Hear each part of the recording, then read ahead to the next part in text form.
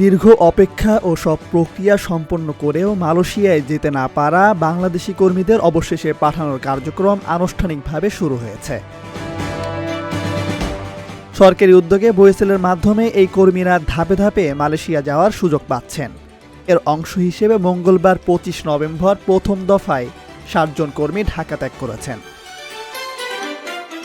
হযরত শাহজালাল আন্তর্জাতিক বিমানবন্দরের প্রবাসী লাউঞ্জে উপস্থিত থেকে প্রবাসী কল্যাণ ও বৈদেশিক কর্মসংস্থান মন্ত্রণালয়ের উপদেষ্টা ডক্টর আসিফ নজরুল এই কর্মীদের বিদায় জানান।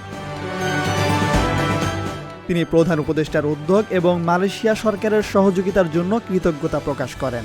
একই সঙ্গে তিনি আমিরাতে আটক ১৮৮ বাংলাদেশিকে দেশে ফিরিয়ে আনা ও পুনর্বাসনের প্রসঙ্গও উল্লেখ করেন। মন্ত্রণালয়ের বিভিন্ন কর্মসূচি প্রবাসীদের কল্যাণে কাজ করছে এ কথা তুলে ধরে তিনি বলেন, সরকার প্রবাসীদের পাশে থাকতে বদ্ধপরিকর।